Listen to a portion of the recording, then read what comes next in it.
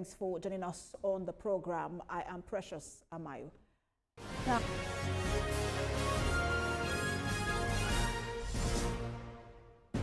the United States President Donald Trump says Iran's leaders have contacted him for negotiation over his planned military action in the country. President Trump told reporters that a meeting is being set up, but the U.S. may act before the talks. Iran's Foreign Minister Abbas Araghchi insists his country does not seek war, but is fully prepared for one if attacked. President Trump has continuously voiced his idea of having the U.S. intervene in Iran, following reports of protesters being killed by security forces there. Presently, Iran is in its fourth consecutive day of a total internet shutdown and communications blackout. Iran called to negotiate. Yesterday, the leaders of Iran called, they want to negotiate. I think they're tired of being beat up by the United States. Are you sure you details on that call? Iran wants to negotiate, yes. Negotiate what? We may meet with them. I mean, a meeting is being set up, but we may have to act because of what's happening before the meeting. Right. But a meeting is being set up. Iran called, they want to negotiate. There seem to be some people killed that aren't supposed to be killed. These are violent, if you call them leaders, I don't know if they're leaders or just they rule through violence. But we're looking at it very seriously. The military is looking at it. The protests in Iran, which began over soaring inflation, has switched to the call for an end to the rule of Iran's supreme leader, Ayatollah Ali Khamenei. Let's just have this conversation as we bring in our guest, his global affairs analyst, Benga Onifade. He joins me from the UK. Good to have you join us, Benga. Hello, good afternoon. So this is not new to Iran. Iran has been down this road several times before. In the past 17 years, the last one, I think it was 2022, over the death of, I think it was, what's her name? The lady who was killed over how she was dressed. But as you observe the protests now, how volatile do you think the situation in Iran is? Hi. Yeah, so right now, I think this has been brimming for a while. It's quite volatile. What we have is, the people, they seem to be quite fed up of, they've been ruled, I think, well, I mean, it's what we call the Islamic State. And they have quite a few, they have the regime, which is controlling how they live. And, you probably could say there's a little bit of an influence externally, but I think the Iranians, they prefer the freedom of the West. But again, we're talking about what we or the West perceive as, quite an oppressive regime. So yes, this is very volatile. I think as recently, you do have the interaction of the West again. I think recently Elon Musk helped with the Starlink to help out, just so that people can see what's going on. But I think, like you said, or like your reporter said earlier, the internet's been shut down for 4 days.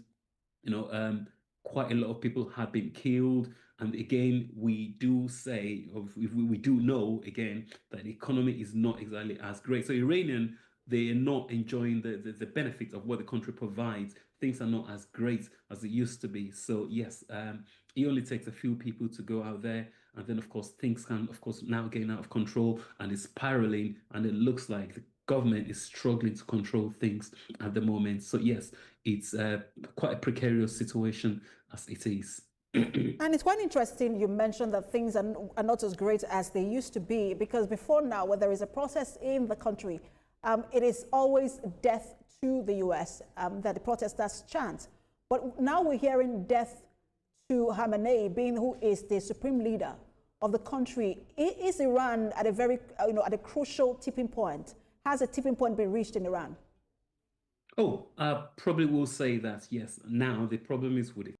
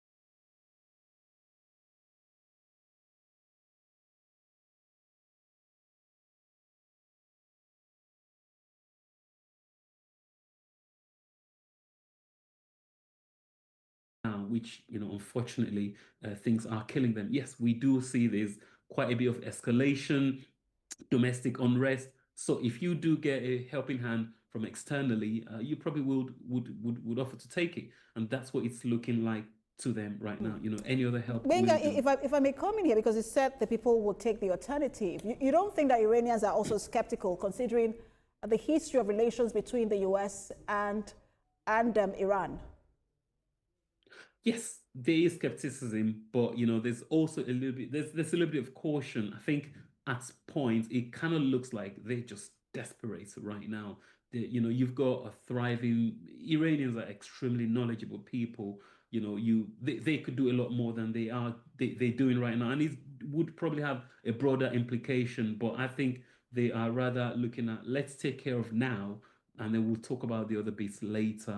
Um, which is what you've got. So yes, there's a little bit of caution, but right now they just want things to, they want to read off right now, which they've got. They got the Revolutionary Guards, who's really in charge. You got the Ayatollah. So they've been ruled by of course, majority of them are being forced into Islam, and again, some of them are they've been forced. It's been held to them, not really the way some of them would rather leave. So they are happy to take what's being given to them, and then we could talk about the implications later, and that's what you can see. United States President, that's Donald Trump, has said he said on Sunday that Iran's leadership had reached out to him to negotiate, but that he might intervene before then, which is not shocking. But Iran's foreign minister has also reacted. He said that the country is prepared for war. I'm just wondering what we should make of the trade of threats between both countries and leaders. Yeah, again, President Trump is offered a helping hand. Yes, directly to the Iranians. Iran feel like they want to talk, but of course, regardless of how they want to talk, President Trump wants a deal, and the deal would rather involve, okay, we move goalposts. I've got a few things I need to tick off my box, and if you're not ticking that box, then of course. But of course, even though Iran kind of feels like it's a bit of a saber rattling, we know they had a recent hostility with with Israel. It takes time to rebuild, and of course, we are aware that that their force is actually highly depleted. As a result of that, they've had some losses to their defense systems, and as a result of that, also a few months ago, the hostility they had with Israel, Israel did get help. So I think America's been able to get a scan of their radar systems, their air systems. So I don't think America will get in if they do not have they have like an advantage above them, with them. And again, Iran hasn't exactly really got allies around there. So I believe America is not just speaking alone. You got the Qatar, you got Saudi Arabia. And I like that. Sorry to interrupt you again, Benga, because I like that you mentioned that Iran hasn't got so much of allies around there. What they have, axis of resistance, much of which have now been depleted. We talk about Hamas, talk about the Houthi rebels and all of them. But I wanted to also ask how you think the Arab leaders are viewing the situation in Iran and what a U.S. intervention would mean for the region. Yeah, ultimately, the decisions on military action lies with Supreme Leader Ayatollah. If you remember last year again, Donald Trump did say, or President Trump said, they had the target. Israel had the target to take him out, but President Trump, he offered them not to do that. And it leads to unrest. Heavily, it will, because we know that Iran is a highly populated, but it's got to be calculated. If America is going to take in a toll, instead of things spilling out to an uncontrolled state, I think it will be the key pockets of whereby it will hurt.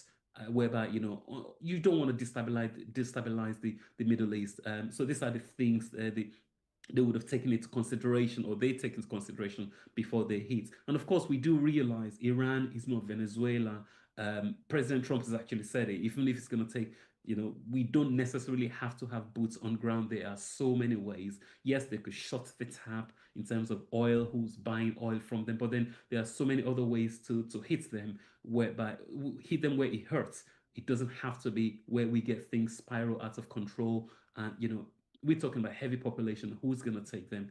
Not many countries are ready to open their borders. So, Absolutely. and And the world is already grappling with a humanitarian crisis at a very large scale. But I just also wanted to ask you what you think a Trump intervention would look like. He has said he might intervene before the negotiation. What do you think that intervention would look like, judging from his usual playbook? Well, judging from Trump's playbook, we know he's a businessman. He does not want, number one, President Trump, I don't think is doing things out of the love for Iranians. That's just number one. And number two, he would like them to come to the table. Let's trade. Let's have a better deal that works for both sides. But at the same time, I think he would prefer a win-win, as we've seen with the case of Venezuela. So I don't think it will necessarily be in terms of a boots on ground where it's going to be an all-out war.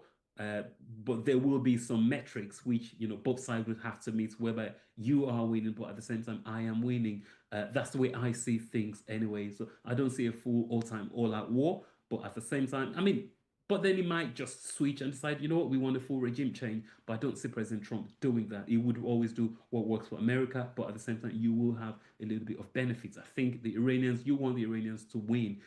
President Trump loves to be the headline. He loves to be loved. So that's the way I see. So if Iranian eventually, the Revolutionary Guards and the likes come to the table, eventually it will be something that would probably work for the Iranians on the long term.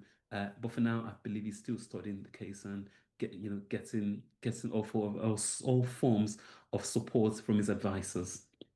And I like the bit about Iranians winning, because at the end of the day, that's all that really matters. Thank you so much for your time. As always, Global Affairs Analyst Benga Onifadi. Thanks for having me.